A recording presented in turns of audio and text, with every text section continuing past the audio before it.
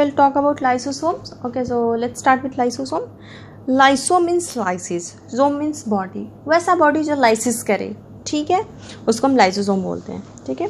उसके बाद सबसे पहले इनको देखा था आपको डी दवे ने, ठीक है, और कहाँ देखा गया था? रैट के लीवर में, ठीक है बच्चों। देखिए आगे उसके बाद क्या है कि कैसा स्ट्रक्चर होता है ये। एक देखिए आपको लाइसोसोम हो गया है, ये वेसिकुलर स्ट्रक्चर होती है और मेम्ब्रेन बाउंडेड होती है, सिंगल मेम्ब्रेन बाउंडेड होती है, ठीक है। और इसमें आपको लगभग 40 टाइप्स ऑफ एंजाइम्स होते हैं। इसके अंदर एंजाइम्स भरे होते हैं, digestive enzymes, digestive, hydrolytic enzyme, hydrolytic enzymes, ठीक है।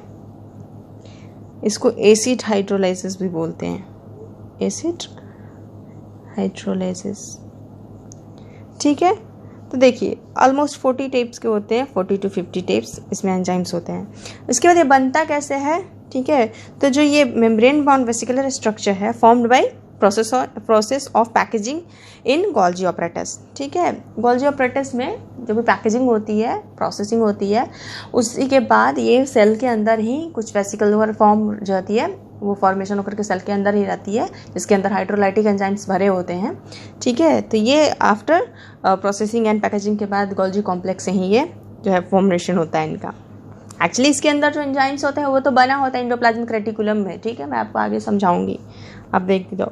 उसके बाद क्या होता है, ये किस किस चीज़ का ब्रेकडाउन करता है, तो आपको कार्बोहाइड्रेट, आपको करेगा प्रोटीन, फैट, न्यूक्लिक एसिड, ठीक है, in the presence of water, इन चीज़ों को ये लाइसिस करेगा। और ये नहीं किस किस चीज़ को डिकम्पोज करेगा, vitamins, minerals, water and roughage, इसका जो है नहीं कर पाता है डिकम्पोजिशन, ठीक है। ये करता है इन सब का वाटर के प्रेजेंस में, ठीक है। उसके बाद देखिए इसके अंदर जैसे ये मान लीजिए सेल है, ठीक है, इसके अंदर ये लाइसोसोम है। सेल का पीएच होता है आपको कितना, 7.2, जो कि न्यूट्रल के आसपास होता है। और इसका पीएच होता है, सॉरी ये देखिए यहाँ पे बनाती हूँ पहले, इसके अंदर बहुत सारा एंजाइम भरा होता है, ठीक है। तो आखिर इसके अंदर पीएच होता है, आपको पता है इसके अंदर जो भी एंजाइम्स है वो एसिडिक पीएच पे ही फंक्शनल होते हैं, ठीक है। इसके अंदर पीएच 5 होता है, एसिडिक होता है इसके अंदर, इसलिए इसके अंदर सारे के सारे एंजाइम्स जो है फंक्शनल होते हैं, ठीक है। लेकिन ये एसिडिक पीएच अंदर में मेंटेन कैसे होता है, तो देखिए इसके मेम्ब्रेन में एटीपेज नाम का एक एंजाइम होता है जो क्या करता है, ठीक है, कि यहाँ से साइटोप्लाज्म से H+ उठा करके अंदर में ले जाता है बाय द यूजिंग एनर्जी, ठीक है, एटीपी का यूज़ करता है और हाइड्रोजन प्लस जो है वो इनसाइड लाइसोसोम को ट्रांसफ़र कर देता है, ठीक है। और इसका मेम्ब्रेन बना किस किस चीज़ से होता है, तो लाइसोसोम का मेम्ब्रेन आपको लिपोप्रोटीन का बना होगा, ट्रांसमेम्ब्रेन प्रोटीन, ताकि ये ट्रांसपोर्ट कर सके, ठीक है। तो जो भी चीज़ को ये डाइजेस्ट करता है वो क्या करता है, जैसे ये मान लीजिए लाइसोसोम है, ठीक है, ये सेल है, इसके अंदर ये लाइसोसोम है, ठीक है। ये फूड वैक्यूल है, बाहर से आया हुआ कुछ फूड है, ठीक है, वेसिकल्स के फॉर्म में, ठीक है। तो ये क्या करता है कि इसको डाइजेस्ट करने के बाद इसको आउट ऑफ सेल यानी साइटोप्लाज्म में रिलीज करता है। कैसे, क्योंकि ये तो ट्रांसमेम्ब्रेन प्रोटीन है तो इजीली ट्रांसपोर्ट कर देता है, ठीक है बच्चों। आई थिंक आपको यहाँ तक समझ में नहीं आएगा। एक बहुत इंपॉर्टेंट सा क्वेश्चन है कि लाइसोसोम अपने ही मेम्ब्रेन को, जैसे ये लाइसोसोम है, इसको ब्रेक क्यों नहीं करता, इसको अपने ही मेम्ब्रेन को क्यों नहीं डाइजेस्ट करता। तो कारण क्या है कि जो उसके मेम्ब्रेन है उस पर लगातार ग्लाइकोसिलेशन होता है। ग्लाइकोसिलेशन क्या होता है बच्चों, ग्लाइकोसिलेशन होता है, उसमें होता क्या है कि इसके मेम्ब्रेन पर लगातार कार्बोहाइड्रेट, शुगर जो है लिपिड और प्रोटीन पे आकर के अटैच होते रहते हैं, जिसके कारण ये जो अंदर के हाइड्रोलाइटिक एंजाइम हैं ये डाइजेस्ट नहीं कर पाते खुद की मेम्ब्रेन को, ठीक है बच्चों। यहाँ तक तो आपको समझ में आ गया, ठीक है। आई होप सो आपको कोई प्रॉब्लम नहीं होगा, यदि होगा तो आप मेरे कमेंट बॉक्स में मेरा है ईमेल आईडी, आप उस पर आप मुझे मेल कर सकते हो, मैं आपको दे दूँगी अपना कॉन्टैक्ट नंबर, ठीक है। उसके बाद देखिए जो लाइसोसोम का मेम्ब्रेन है यानी ये वाला, ये प्रिवेंट करता है कि लाइसोसोम के अंदर जो भी एंजाइम है वो बाहर की तरफ ना जाए। ठीक है, क्यों? आपको बताया कि लाइसोसोम के जो एंजाइम है वो एसिडिक पीएच पर ही काम करते हैं आपको, और सेल के बाहर तो आपको न्यूट्रल पीएच होता है। ठीक है, और सेल के बाहर न्यूट्रल पीएच होता है तो होगा क्या कि वो वहाँ पे जो है वो नहीं काम करेंगे। ठीक है, और सेकेंडरी एक और चीज़ होता है कि जो मान लीजिए होता है कि बहुत सारा लाइसोसोम फट जाता है ना, तो डिस्टर्ब हो जाता है पीएच सेल का, तो वहाँ पे सेल ऑर्गेनेली लिपिड और प्रोटीन का मिलकर बने हैं, तो क्या करेगा वो उनको डाइजेस्ट करने लगेगा सेल ऑर्गेनेली को, और इस तरह से जो है आपको सेल डिस्ट्रॉय हो जाएगा। इसको हम कहते हैं, इसीलिए इसको कहते हैं सुसाइडल बैक। ठीक है, एक और है क्या कि सेल खुद ही आपको लाइसोसोम को मैसेज करता है कि अब मैं ओल्ड हो चुका हूँ, ओल्ड स्टेज में, तुम मुझे अब डिस्ट्रॉय करो। तो वहाँ पे भी सारे के सारे लाइसोसोम्स फट जाते हैं, पीएच डिस्टर्ब होता है, सारे जो एंजाइम्स हाइड्रोलाइटिक एंजाइम्स वो फंक्शनल हो जाते हैं और सारे के सारे ऑर्गेनेली को डाइजेस्ट कर जाते हैं। ठीक है, तो ये तो रहा आपको, इस प्रोसेस को एपोप्टोसिस बोलते हैं, जो सेल डेड होकर के ये काम जो करती है इसको एपोप्टोसिस बोलते हैं। ठीक है, उसके बाद देखिए हम आपको बताए थे कि पॉलीमॉर्फिज्म और प्लूरोमॉर्फिज्म में क्या अंतर है। देखिए प्लूरोमॉर्फिज्म जो होता है इसमें क्या होता है कि डिफरेंट शेप डिफरेंट सेल में होते हैं, डिफरेंट टाइप्स ऑफ सेल में डिफरेंट शेप होते हैं, जैसे कि गोल्जी कॉम्प्लेक्स। ठीक है, लेकिन ये पॉलीमॉर्फिज्म होता है, क्या होता है आपको लाइसोसोम ये पॉलीमॉर्फिज्म का मतलब क्या हो गया बच्चों, बताती हूँ मैं। पॉलीमॉर्फिज्म होती है, ठीक है, ये पॉलीमॉर्फिक होती है। ठीक है, इसमें क्या होता है कि आपको एक ही सेल के अंदर डिफरेंट फॉर्म में वो ऑर्गेनेली अवेलेबल रहेगा। ठीक है, होता क्या है कि एक सेल में लाइसोसोम 4 टाइप्स के होते हैं, प्राइमरी, सेकेंडरी, टर्शियरी। ठीक है, तो टर्शियरी और ऑटोफैजिक होती है। तो एक ही सेल में ये 4 टाइप्स के होते हैं लाइसोसोम, इसलिए इनको हम कहते हैं कि लाइसोसोम जो है वो पॉलीमॉर्फिक होते हैं। ठीक है, उसके बाद देखिए फॉर्मेशन कैसे होता है लाइसोसोम का। ये क्या है, joint venture of endoplasmic reticulum और गोल्जी कॉम्प्लेक्स का है। ठीक है, कैसे आपको मैं बताती हूँ। सबसे पहले देखिए इससे होता क्या है कि यहाँ पर मान लीजिए स्मूथ एंडोप्लाज्मिक रेटिकुलम, ये एंडोप्लाज्मिक रेटिकुलम में ही इसका एंजाइम का फॉर्मेशन हो जाता है। आपको पता है एंजाइम प्रोटीनेशियस होता है और प्रोटीन लिपिड का फॉर्मेशन एंडोप्लाज्मिक रेटिकुलम में होता है। वहाँ से वो ट्रांसपोर्ट वेसिकल्स के फॉर्म में गोल्जी कॉम्प्लेक्स उसको सिस फेज गोल्जी कॉम्प्लेक्स का जो है एक्सेप्ट करता है। ठीक है, और वहाँ पे क्या होता है कि स्टार्टिंग में जो भी एंडोप्लाज्मिक रेटिकुलम से जो आपको प्रोटीन आते हैं सिस फेज के पास गोल्जी कॉम्प्लेक्स के, वो काफ़ी कॉन्सेंट्रेटेड फॉर्म में होते हैं। ठीक है, छोटे छोटे होते हैं। यहाँ गोल्जी कॉम्प्लेक्स में उसका प्रोसेसिंग होता है। ठीक है, केमिकली उसको ट्रीट किया जाता है और वहाँ पे वो लार्ज और प्रॉपर शेप में आते हैं। मतलब फाइनली लाइसोसोम का एंजाइम का फॉर्मेशन आपको हो जाता है कहाँ, गोल्जी बॉडी में। देखिए इसको आप रफली बता रही हूँ चार्ट से। यहाँ से आया प्रोटीन, ठीक है, वेसिकल्स के फॉर्म में endoplasmic smooth endoplasmic reticulum, rough endoplasmic reticulum, यहाँ से प्रोटीन आया, यहाँ पे आपको वेसिकल्स के फॉर्म में। यहाँ गोल्जी बॉडी का सिस फेज इसको एक्सेप्ट करेगा। ठीक है, यहाँ पे स्टार्टिंग में तो आपको स्मॉलेस्ट होगा, कॉन्सेंट्रेटेड प्रोटीन जो होगा कैसा होगा, कॉन्सेंट्रेटेड फॉर्म में होगा। ठीक है, उसके बाद यहाँ पे इसको केमिकली ट्रीट किया जाएगा और यहाँ पे तब लार्ज और प्रॉपर शेप में आएगा। कहाँ, गोल्जी कॉम्प्लेक्स में होता है, केमिकली ट्रीट किया जाएगा।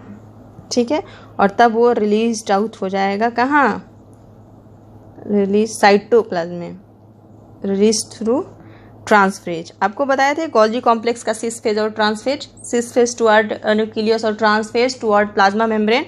तो ये जो है ट्रांसफेज से रिलीज आउट हो जाएगा। ठीक है, लाइसोसोम वेसिकल्स के फॉर्म में। ठीक है बच्चों, यहाँ तक आई थिंक आपको कोई प्रॉब्लम नहीं होगी। उसके बाद देखिए on the basis of morphology there are 4 types of lysosome, primary lysosome, secondary, tertiary and autophagic. Primary इसी को हम बोल देते हैं स्टोरेज ग्रैन्यूल, भी इसी का नाम है स्टोरेज ग्रैन्यूल।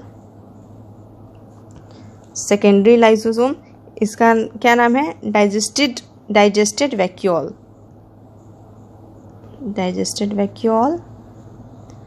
एंड थर्ड को टर्शियरी या रेसिड्यूअल बॉडीज भी कहते हैं, रेसिड्यूअल बॉडीज या टर्शियरी लाइसोसोम। और फोर्थ जो होता है ऑटोफैजिक होता है, ऑटोफैजिक होता है। ठीक है, देखिए अब ये क्या होता है। इस टाइप्स ऑफ लाइसोसोम के पहले आपको एक छोटी सी कॉन्सेप्ट देना चाहते हैं कि प्लाज्मा मेम्ब्रेन के थ्रू उसका जो मेम्ब्रेन है वो अपने स्ट्रक्चर को चेंज कर लेता है। आपको थ्रू दो तरह के ट्रांसपोर्ट होते हैं, एक एक्सोसाइटोसिस, एक इंडोसाइटोसिस। ठीक है, तो देखिए होता क्या है, जैसे कि आपको कोई ये मान लीजिए सेल है, ठीक है, ये बाहर मान लीजिए कोई बैक्टीरिया है, मतलब बैक्टीरिया आपको कोई भी मटेरियल भी हो सकता है, बैक्टीरिया वायरस मटेरियल कुछ भी है, बैक्टीरिया है, ठीक है, सेल है। अब ये क्या करना है, इसको सेल के अंदर आना है, तो क्या होगा, ठीक है, इंडोसाइटोसिस कैसे होगी, ये जिसकी मेम्ब्रेन है ना आपको प्लाज्मा सेल मेम्ब्रेन, ऐसे इसको अपने अंदर, मतलब आपको ऐसे बता दूं, देखिए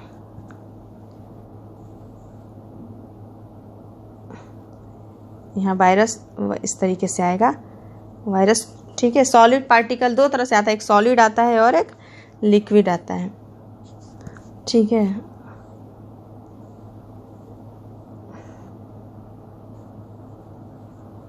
ठीक है,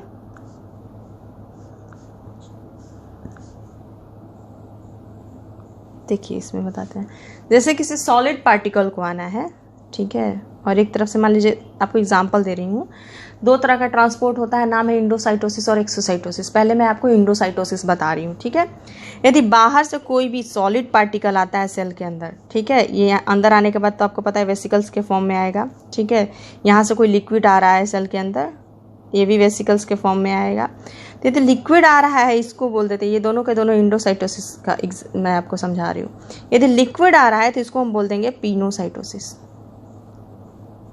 ठीक है। एनगल्फ करता है सेल मेम्ब्रेन यदि लिक्विड को दो, और यदि वही सॉलिड को इनगल्फ कर रहा है तो इसको बोल देंगे हम फैगोसाइटोसिस, ठीक है।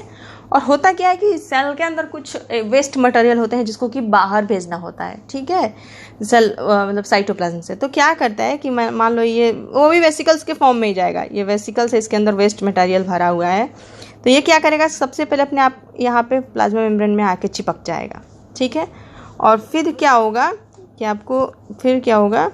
आपको ये आपको प्लाज्मा मेम्ब्रेन से आकर के यहाँ पे चिपक जाएगा। इसके बाद क्या होगा कि यहाँ पे ऐसे फ्यूज़ होकर के यहाँ पर आपको वेस्ट मटेरियल बाहर निकाल देगा, ठीक है। ये आपका हो गया वेस्ट मटेरियल, ठीक है। तो ये आप समझ गए। तो ये हो गया आपको एक्सोसाइटोसिस, ठीक है। ये कॉन्सेप्ट बहुत इंपॉर्टेंट था समझाना, इसलिए मैंने आपको समझाया। अब आगे हम देखते हैं टाइप्स ऑफ लाइसोसोम, ठीक है। तो देखिए, जो एक आपको छोटी सी स्ट्रक्चर बना के समझाती हूँ, देखिए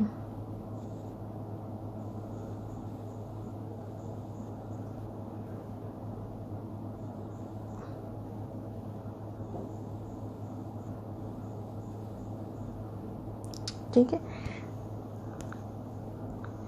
देखिए ये रहा आपको एंडोप्लाज्मिक रेटिकुलम, ठीक है। यहाँ एंडोप्लाज्मिक रेटिकुलम और गोल्जी बॉडी का ये जॉइंट वेंचर है, क्या, लाइसोसोम। यहाँ पे लाइसोसोम का फॉर्मेशन हो गया, ठीक है। उसके बाद क्या हुआ आपको कि ये जो लाइसोसोम का फॉर्मेशन हुआ स्टार्टिंग में, तो ये प्राइमरी रहते हैं, ठीक है। ये कैसे होते हैं, आपको स्टार्टिंग में प्राइमरी होते हैं और ये इनएक्टिव फॉर्म में होते हैं, ठीक है। ये प्राइमरी लाइसोसोम है। उसके बाद आपको क्या होता है कि यहाँ पर, जैसे कि आपको आगे बतलाती हूँ, जैसे कि यहाँ पे जो लिक्विड मटेरियल इनसाइड सेल का आता है पिनोसाइट्स के थ्रू, इसको पिनोसोम्स बोलते हैं, पिनोसोम्स।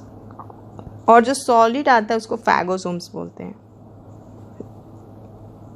ठीक है। और इन दोनों को मिला करके हम इंडोसोम्स बोलते हैं, ठीक है। तो मान लीजिए यहाँ से कोई सॉलिड आ रहा है, ये रहा, ठीक है, तो वेसिकल्स के फॉर्म में आया, ये लिक्विड के फॉर्म में आया, ठीक है। तो ये जो प्राइमरी लाइसोसोम है, इनके साथ फ्यूज़ करके, इंडोसोम्स के साथ फ्यूज़ करके आपको ये फूड वैक्यूल है, यहाँ पे ये क्या करेगा, आपको सेकेंडरी लाइसोसोम का फॉर्मेशन करेगा, ठीक है। यहाँ तक समझ गए आप लोग। उसके बाद सेकेंडरी लाइसोसोम जो है देखिए ये क्या करता है कि सेकेंडरी लाइसोसोम का जो फॉर्मेशन होता है, यहाँ पे ये फूड को डाइजेस्ट करता है, जो भी पिनोसोम्स है, फैगोसोम्स है, उसको ये डाइजेस्ट करता है। ठीक है, कौन? लाइसोसोम का एंजाइम डाइजेस्ट करता है। उसके बाद क्या है कि इसमें ना कुछ आपको रेसिड्यूअल बच जाते हैं, जिसको डाइजेस्ट करता है उसको तो एक्स्ट्रा सेलुलर वो रिलीज आउट कर देता है एक्सोसाइटोसिस के थ्रू, लेकिन कुछ ऐसे होते हैं ना जो कि कुछ वेस्ट मटेरियल इसमें से बच जाते हैं, अनडाइजेस्टेड फूड जो है वो बच जाते हैं। तो यही जो है वो आपको टर्शियरी लाइसोसोम या रेसिड्यूअल बॉडीज इसको बोलते हैं। ठीक है, इसी को हम रेसिड्यूअल बॉडीज भी बोलते हैं। जो अनडाइजेस्टेड फूड बच जाते हैं उसी को बोलते हैं। ठीक है, उसके बाद देखिए होता क्या है कि आपको उसके बाद लास्ट है ऑटोफेजिक। ठीक है, उसमें क्या होता है कि जो लाइसोसोम है, जो प्राइमरी लाइसोसोम है, ये सेल के अंदर अपनी ही ऑर्गेनेली को डाइजेस्ट करना शुरू कर देते हैं, जो कि आपको डेड वगैरह हैं, जैसे माइटोकॉन्ड्रिया है, ये इस पर ऐसे एक्ट करेगा। ठीक है, ये डेड है, मतलब वेस्ट है, क्योंकि डैमेज्ड है। ठीक है, डैमेज्ड है सेल ऑर्गेनेली, तो इस पर एक्ट करेंगे और क्या करेगा आपको कि इसको एंजाइम्स एक्टिवेटेड हो जाएगा। ठीक है, लाइसोसोम का, और इसको डाइजेस्ट करने लगेगा। ठीक है, उसके बाद जो डाइजेस्टेड मटेरियल है, जो भी डाइजेस्टेड मटेरियल आपको बताएं कि एक्सोसाइटोसिस की तरह आउटसाइड आपको चला जाता है, रिलीज्ड आउट हो जाता है, और कुछ अनडाइजेस्टेड पार्ट बच जाता है, जो कि फिर से आपको टर्शियरी यानी रेसिड्यूअल बॉडीज़ का फॉर्मेशन करता है। ठीक है, यहाँ तक आप लोग अच्छे से आई होप सो कि समझ गए हैं। ठीक है, तो आपको थोड़ा सा यहाँ लिख देती हूँ, जैसे कि आपको प्राइमरी लाइसोसोम है, ये स्मॉल होता है और आपको इनएक्टिव फॉर्म में होता है। ठीक है, उसके बाद ये एक्टिव कब होता है? जब फ्यूज़ होता है फूड वैक्यूल के साथ। ये कब एक्टिव होगा? जब फ्यूज़ होगा फूड वैक्यूल के साथ। ठीक है, उसका सेकेंडरी लाइसोसोम क्या होता है?